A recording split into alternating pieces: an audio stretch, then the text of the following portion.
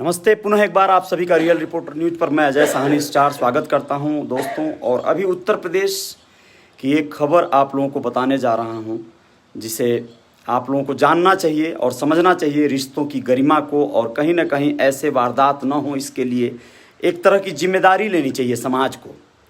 गोला थाना क्षेत्र, गोला एक ब्लॉक भी है, तहसील भी है, गोरखपुर जनपद के अंतर्गत आता है। गोला में पोस्टेड, ब्लॉक में पोस्टेड थे सेक्रेटरी के पद पर अनीश चौधरी। 2020 में एक मामला आया था, बहुत ही ज़्यादा संवेदनशील एक मामला आया था। उस मामले में आप लोगों को बताना ज़रूरी है कि अनीश चौधरी के साथ ही कार्य करने वाली सुमन मिश्रा नाम की एक युवती, जो कि साथ में ही जॉब करती हैं, उनके नौकरी करती हैं, नौकरी पेशा हैं, दोनों पढ़े लिखे हैं, एजुकेटेड हैं।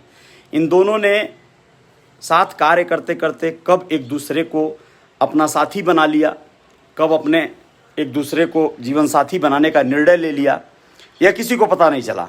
लेकिन समय आया तो इन लोगों ने अपने घर वालों को बताया, इत्तला किया कि हम लोग शादी करना चाहते हैं और हम लोग एक साथ रहेंगे, एक साथ नौकरी भी करते हैं। घर वाले पहले तो तैयार नहीं हुए, जाति का अंतर था, बहुत बड़ी समस्या थी। समाज में जो दुर्व्यवस्था है, इससे बड़ी दुर्व्यवस्था कोई है ही नहीं है, जातिवादी व्यवस्था।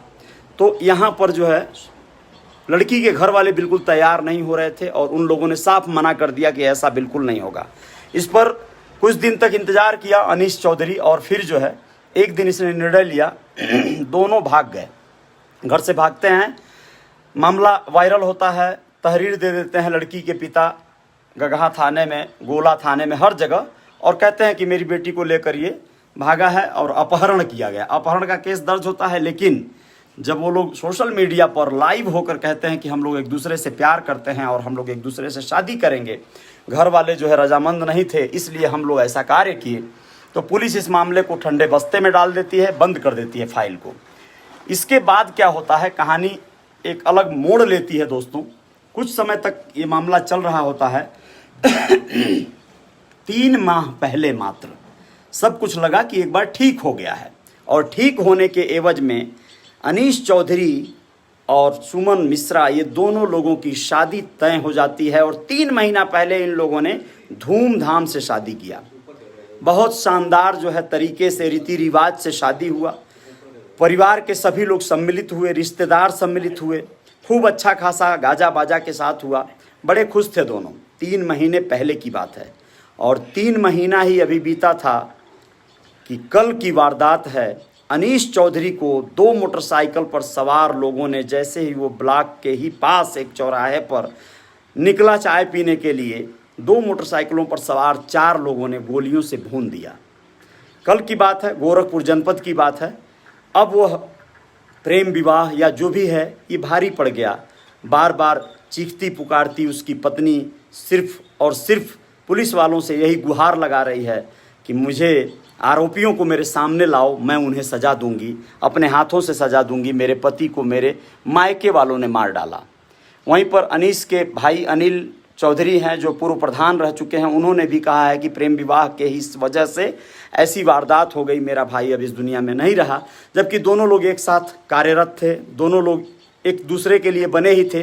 बीच में एक बात और बताना चाहूँगा आप लोगों को कि इन दोनों में अनबन भी हो गई थी इसी दौरान, शादी के बाद। जी हाँ, अनीश पर आरोप लगाया था सुमन ने कि भाई हमसे ये लड़ाई झगड़ा करता है, शारीरिक शोषण करके।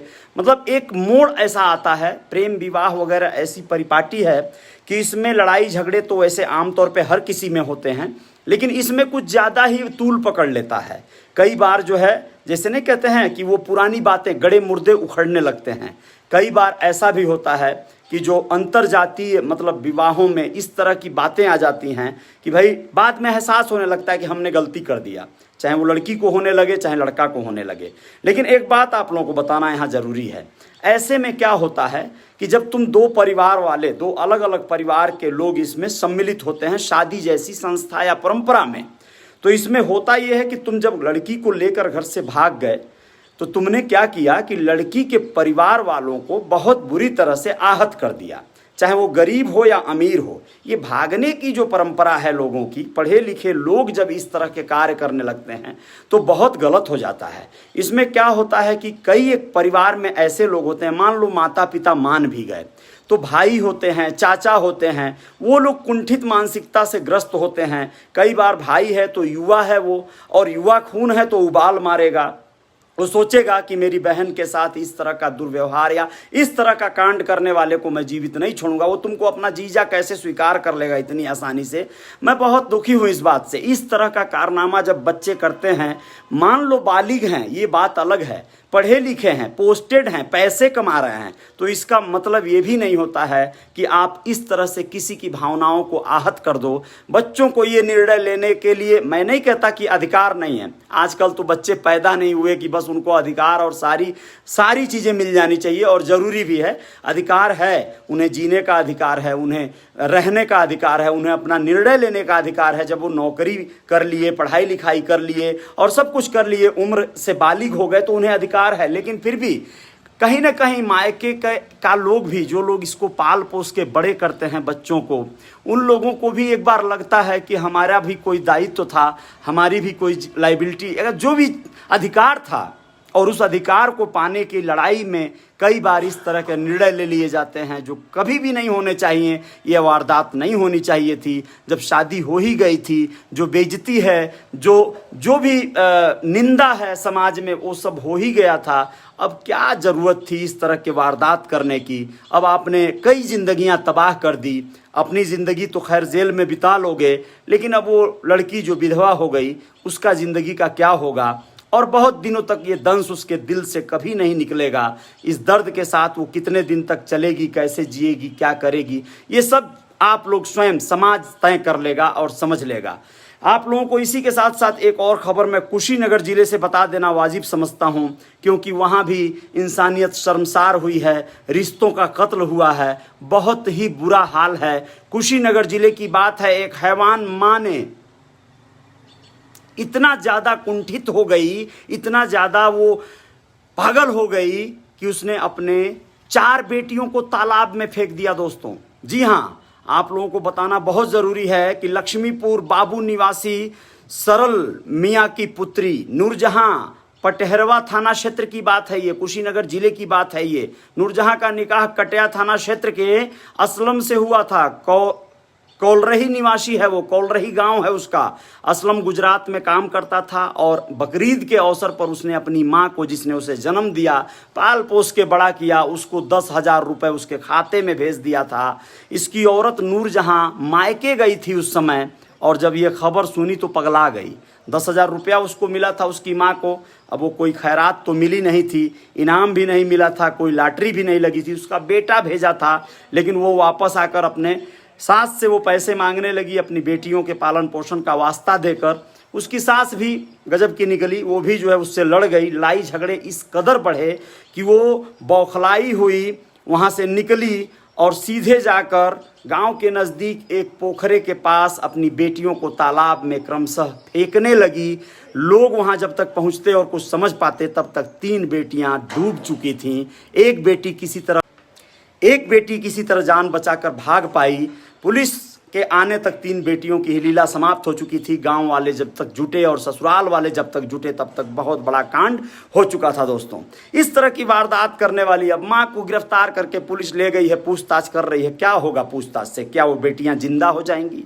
ऐसा दुर्भाग्य हमारे समाज में कई बार देखने को मिलता है, कई बार सुनने को मिलता है, लेकिन ऐसा कदापि नहीं होना चाहिए। और ये तब नहीं होगा जब हम और आप जागरूक होंगे। लोगों के दिलो दिमाग को बदलने की ज़रूरत है, उनकी सोच को बदलने की ज़रूरत है। आप सभी का बहुत बहुत शुक्रिया।